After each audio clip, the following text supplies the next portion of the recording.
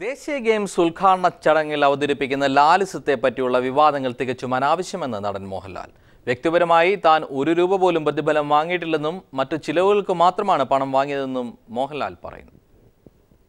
ദേശീയ ഗെയിംസ് ഉദ്ഘാടന ചടങ്ങിൽ അവതരിപ്പിക്കുന്ന പരിപാടിക്കായി താൻ 2 കോടി രൂപ പ്രതിഫലം വാങ്ങിയെന്ന വിവാദങ്ങൾക്ക് മറുപടിയുമായാണ് മോഹൻലാൽ മാധ്യമങ്ങൾക്ക് മുന്നിലെത്തിയത്. വ്യക്തിപരമായി താൻ 1 രൂപ പോലും പ്രതിഫലം വാങ്ങിയിട്ടില്ലെന്ന് മോഹൻലാൽ പറഞ്ഞു. ഈ പ്രോജക്റ്റിൽ ഞാൻ പൈസ വാങ്ങിക്കുന്നില്ല, അത് ആത്മാർത്ഥമായിട്ട് പറയാണ്. പക്ഷേ നമ്മുടെ എക്സ്പെൻസ് ഈസ് ഇമ്മൻസ്ലി, ഒരുപാട് എക്സ്പെൻസ് ഉണ്ടാകും ഈ സിംഗേഴ്സിന്. അവരുടെ ഓരോരുത്തരുടെയും ഷോ, ഇൻഡിവിജ്വൽ ഷോ ഒക്കെ നിങ്ങൾ അവരുടെ അടുത്ത് ചോദിക്കുമ്പോഴേ അതിൻ്റെ ചാർജ് അറിയുള്ളൂ. ദിൽ ചാർജ് ഹ്യൂജ് മണി. അവർ വരണം, അവരുടെ മാനേജേഴ്സ് വരണം, അവരുടെ ട്രാവല്, ഞങ്ങൾക്ക് റെക്കോർഡിങ്, അല്ലെങ്കിൽ അതിൻ്റെ പുറകിലുള്ള ഒരുപാട് പാരഫെർനാലീസ് ഉണ്ട്. പിന്നെ ഈ കുഞ്ഞാലി മരയ്ക്കാറാകട്ടെ, അങ്ങനെയുള്ള എത്രയോ കാര്യങ്ങൾ നിങ്ങൾ ഷോ കാണുമ്പോൾ പറയാം. ഞാനൊരു പൈസ ചാർജ് ചെയ്തിട്ടല്ല ചെയ്തത്. പിന്നെ 2 കോടി എന്നൊക്കെ പറയുന്നത് വെറുതെ ആണ്. എൻ്റെ കറക്റ്റ് എമൗണ്ട് നിങ്ങൾക്ക് അറിയണമെങ്കിൽ ഞാൻ പറഞ്ഞുതരാം.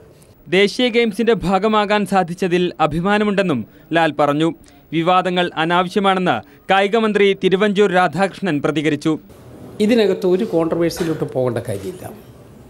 കാരണം കേരള ജനസമൂഹത്തിൻ്റെ മധ്യത്തിൽ ഇത്രയും നല്ലൊരു പരിപാടി നടപ്പാക്കുന്നതിന് വേണ്ടി ശ്രീ മോഹൻലാലിനെ പോലാണ് മുന്നോട്ട് വന്നു എന്നുള്ളത് എപ്പോഴും നമുക്ക് അഭിമാനത്തോടു കൂടി ഉൾക്കൊള്ളേണ്ടതാണ് എന്നുള്ളതാണ് എൻ്റെ വിശ്വാസം. പിന്നെ കലയ്ക്ക് വിലയിടാൻ പറ്റുമോ? അതിന് നമുക്ക് ടെൻഡർ വിളിക്കാൻ പറ്റുമോ? അത് കലയുടെ ഒരു കൺസെപ്റ്റാണ്. ആ കൺസെപ്റ്റിൻ്റെ രൂപത്തിൽ പോകാൻ പറ്റുമോ? ഉദ്ഘാടന ചടങ്ങിൽ നൃത്തവും സംഗീതവും സമന്വയിപ്പിച്ചുള്ള പരിപാടിക്കാണ് മോഹൻലാൽ നേതൃത്വം നൽകുന്നത്. ലാലിസത്തിനൊപ്പം ഇന്ത്യൻ സിനിമയുടെ ചരിത്രവും വർത്തമാനവും പ്രതിപാദിക്കുന്നതായിരിക്കും പരിപാടികളെന്ന് മോഹൻലാൽ പറഞ്ഞു. വിദേശ ശക്തികൾക്കെതിരെ പോരാടിയവരുടെ സ്മരണയ്ക്കായി കുഞ്ഞാലി മരക്കാരുടെ പേരിൽ പ്രത്യേക പരിപാടിയും ചടങ്ങിനോടനുബന്ധിച്ച് നടക്കും. News bureau, Thiruvananthapuram. ശുംഭം പരാമർശത്തിൽ CPIM സംസ്ഥാന കമ്മിറ്റി അംഗമായ MV ജയരാജന് സുപ്രീം കോടതി 4 ആഴ്ച തടവ് ശിക്ഷ വിധിച്ചു. 6 മാസം തടവെന്ന ഹൈക്കോടതി വിധി 4 ആഴ്ചയാക്കി സുപ്രീം കോടതി ഇളവ് ചെയ്യുകയായിരുന്നു. പാതയോരങ്ങളിൽ പൊതുയോഗവും സമരങ്ങളും നിരോധിച്ച വിധിന്യായത്തിനെതിരെയാണ് MV ജയരാജൻ ശുംഭൻ പരാമർശം നടത്തിയത്. അതേസമയം സുപ്രീം കോടതി വിധിയെ മാനിക്കുന്നതായി MV ജയരാജൻ പറഞ്ഞു. പാതയോരത്തെ പൊതുയോഗങ്ങളും പ്രകടനങ്ങളും നിരോധിച്ച കേരള ഹൈക്കോടതി വിധിക്കെതിരെ നടത്തിയ പ്രസംഗത്തിൽ ജഡ്ജിമാരെ ശുംഭൻ പ്രയോഗം നടത്തി അധിക്ഷേപിച്ചു എന്ന കേസിലാണ് MV ജയരാജന് ശിക്ഷ. അരുതാത്ത പരാമർശമാണ് ജയരാജനിൽ നിന്നുണ്ടായതെന്ന് സുപ്രീം കോടതി ചൂണ്ടിക്കാട്ടി. 4 ആഴ്ചത്തേക്ക് തടവ് ശിക്ഷ സുപ്രീം കോടതി വിധിച്ചു. ഖേദം പ്രകടിപ്പിക്കാൻ MV ജയരാജൻ തയ്യാറാകാത്ത സാഹചര്യത്തിലാണ് ശിക്ഷ. നേരത്തെ 6 മാസത്തെ തടവിന് ഹൈക്കോടതി വിധിച്ചിരുന്നു. ഇതിൽ ഇളവ് നൽകിയാണ് ശിക്ഷ 4 ആഴ്ചയായി കുറച്ചത്. ഹൈക്കോടതി വിധിയുടെ അടിസ്ഥാനത്തിൽ 1 ആഴ്ച റിമാൻഡ് തടവ് അനുഭവിച്ചിട്ടുള്ളതിനാൽ ഇനി 3 ആഴ്ച മാത്രം ശിക്ഷ അനുഭവിച്ചാൽ മതിയാകും. 2010 ജൂൺ 26 കണ്ണൂരിൽ നടന്ന പ്രസംഗത്തിലാണ് ജയരാജൻ പാതയോരത്തെ പൊതുയോഗങ്ങൾ നിരോധിച്ച ഹൈക്കോടതി വിധിയെ വിമർശിച്ചത്. വിധിന്യായത്തെയാണ് വിമർശിച്ചതെന്ന് MV ജയരാജൻ വാദത്തിനിടയിൽ സുപ്രീം കോടതിയിൽ വ്യക്തമാക്കിയിരുന്നു. കമ്മ്യൂണിസ്റ്റുകാരനെ ജയിലറിയും മർദ്ദനവും പുതിയ അനുഭവമല്ല. തീർച്ചയായും നിലനിൽക്കുന്ന മുതലാളിത്ത സാമൂഹ്യ വ്യവസ്ഥയ്ക്ക് അറുതി വരുത്താൻ വേണ്ടി നടത്തുന്ന പോരാട്ടത്തിൻ്റെ ഭാഗമായിട്ടാണ് ഞങ്ങൾ ഇതിനെയെല്ലാം കാണുന്നത്. ഞാൻ ഉമ്മൻചാണ്ടിയും ആ KM മാണിയും കട്ടിട്ട് ജയിലിൽ പോകുന്നയാളല്ല. അതൊക്കെ കള്ളന്മാർ പോട്ടെ. എനിക്ക് ജയിലിൽ പോകുന്നത് ഒരു പ്രസംഗം നടത്തി ഞാനാണ് പിടിച്ചു പറിച്ചിട്ടും മോഷ്ടിച്ചിട്ടൊന്നുമില്ല. അതുകൊണ്ട് ജയിലിൽ പോകുന്നതിന് ഒരു വിഷമവും ഇല്ല. ജസ്റ്റിസുമാരായ വിക്രംജിത്ത് സെൻ, C നാഗപ്പൻ എന്നിവരുടെ ബെഞ്ചാണ് വിധി പ്രസ്താവിച്ചത്. News bureau, Delhi.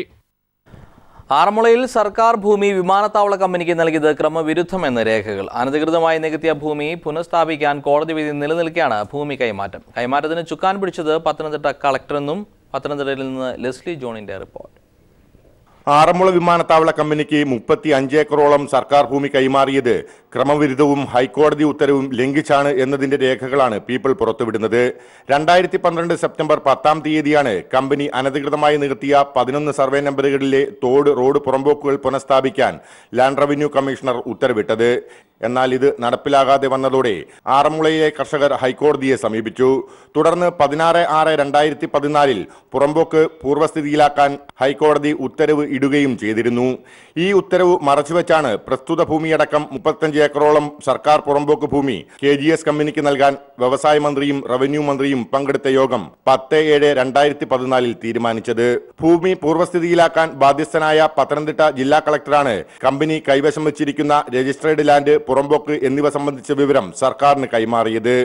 ഭൂമി കൈമാറ്റം സംബന്ധിച്ച തീരുമാനമെടുത്ത യോഗത്തിലും പത്തനംതിട്ട ജില്ലാ കളക്ടർ പങ്കെടുത്തിരുന്നു. എന്നാൽ പുറമ്പോക്ക് ഭൂമി പുനഃസ്ഥാപിക്കാനുള്ള ഹൈക്കോടതി വിധി നിലനിൽക്കുന്നു എന്ന കാര്യം യോഗത്തിൽ നിന്നും വിമാനത്താവള കമ്പനിക്കായി കളക്ടർ മറച്ചുപിടിച്ചു. നിലവിൽ കോടതിയലക്ഷ്യ കേസ് നേരിടുകയാണ് പത്തനംതിട്ട ജില്ലാ കളക്ടർ. ഹൈക്കോടതി വിധി നിലനിൽക്കെ ഭൂമി കൈമാറ്റത്തിന് തീരുമാനമെടുത്തതിലൂടെ റവന്യൂ വ്യവസായ മന്ത്രിമാരും കോടതിയലക്ഷ്യ കേസ് നേരിടേണ്ടി വരും.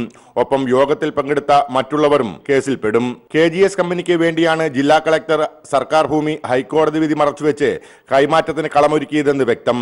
Leslie John, Pathanamthitta. നിതാഖത്ത് നിയമം മൂലം നാട്ടിൽ തിരികെ വന്നവർക്ക് സംരംഭം തുടങ്ങാൻ അനുവദിച്ച വായ്പാ പദ്ധതിയെക്കുറിച്ച് ആക്ഷേപമുയരുകയാണ്. പലിശരഹിത വായ്പ അനുവദിക്കുമെന്നായിരുന്നു സർക്കാരിന്റെ വാഗ്ദാനം. എന്നാൽ വസ്തു ഈടായി നൽകിയാൽ മാത്രമേ വായ്പ അനുവദിക്കൂ എന്നാണ് ബന്ധപ്പെട്ടവരുടെ നിലപാട്. 2012 നിതാഖത്ത് നിയമം മൂലം നാട്ടിലേക്ക് മടങ്ങേണ്ടി വന്ന 400 പേരാണ് നോർക്ക തലസ്ഥാനത്ത് സംഘടിപ്പിച്ച ക്യാമ്പിലെത്തിയത്. വ്യാവസായിക ആവശ്യങ്ങൾക്കോ കാർഷിക ആവശ്യങ്ങൾക്കോ 2 ലക്ഷം മുതൽ 20 ലക്ഷം വരെ പലിശരഹിത വായ്പ നൽകുമെന്നായിരുന്നു സർക്കാർ വാഗ്ദാനം. എന്നാൽ വായ്പ അനുവദിക്കുന്നത് ബാങ്ക് മുഖേനയാണെന്നും ബാങ്ക് വ്യവസ്ഥകൾ അനുസരിച്ചു മാത്രമായിരിക്കും വായ്പ അനുവദിക്കുന്നതെന്നുമായിരുന്നു നോർക്ക റൂട്ട്സ് നൽകുന്ന വിശദീകരണം. ഇത് സർക്കാർ നൽകിയ വാഗ്ദാനങ്ങളുടെ ലംഘനമാണെന്നാണ് ആക്ഷേപം. 20 ലക്ഷം രൂപ വരെ പലിശരഹിത വായ്പ എന്ന് പറഞ്ഞിട്ടാണ് ഞങ്ങൾ വരുന്നത്.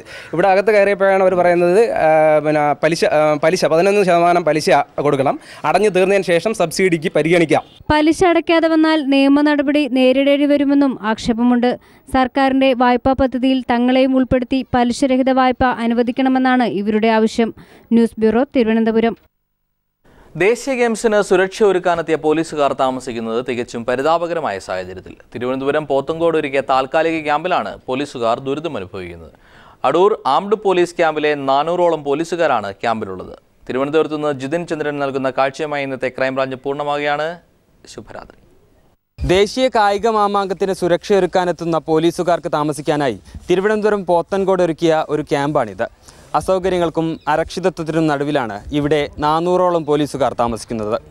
ശാന്തിഗിരി സ്കൂളിനായി നിർമ്മിക്കുന്ന പാതി പോലും പണി പൂർത്തിയാവാത്ത കെട്ടിടത്തിലാണ് അടൂർ KAP ക്യാമ്പിൽ നിന്നെത്തിയ 400ഓളം പോലീസുകാർക്ക് താമസമൊരുക്കിയിരിക്കുന്നത്. തകര ഷീറ്റുകൾ കൊണ്ട് മറച്ച കെട്ടിടത്തിൽ 50ഓളം കട്ടിലുകളിലും നിലത്തുമായാണ് പോലീസുകാർ വിശ്രമിക്കേണ്ടത്.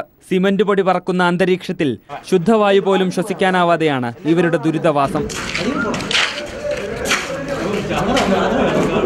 കുടിവെള്ളമോ മറ്റടിസ്ഥാന സൗകര്യങ്ങളോ ഇവിടെയില്ല. പ്രാഥമിക കൃത്യങ്ങൾ നിർവഹിക്കണമെങ്കിൽ 1 കിലോമീറ്ററോളം നടന്ന് മറ്റൊരു കെട്ടിടത്തിലെത്തണം. ഭക്ഷണം കഴിക്കണമെങ്കിലും ദൂരം താണ്ടണം. ദേശീയ ഗെയിംസ് തീരുന്നതുവരെ ഈ ദുരിത ജീവിതം തുടരേണ്ടി വരുമോ എന്ന ആശങ്കയിലാണ് ദേശീയ ഗെയിംസിന് സുരക്ഷ ഒരുക്കേണ്ട ഈ പോലീസ് സേനാംഗങ്ങൾ. അടിസ്ഥാന സൗകര്യങ്ങളൊന്നുമില്ലാതെ അസൗകര്യങ്ങൾക്ക് നടുവിലാണ് 400ഓളം പോലീസുകാർ ഇവിടെ അന്തിയുറങ്ങുന്നത്. ദേശീയ ഗെയിംസിനായി കോടികൾ മുടക്കി ഒരുക്കങ്ങൾ നടത്തിയപ്പോഴും ദേശീയ ഗെയിംസിന് സുരക്ഷ ഒരുക്കുന്നവർക്ക് താമസ സൗകര്യം പോലും ഒരുക്കാൻ അധികൃതർക്കായിട്ടില്ല. തിരുവനന്തപുരത്തു നിന്നും ക്യാമറാമാൻ ദേവദത്തിനൊപ്പം ജിതിൻ ചന്ദ്രൻ.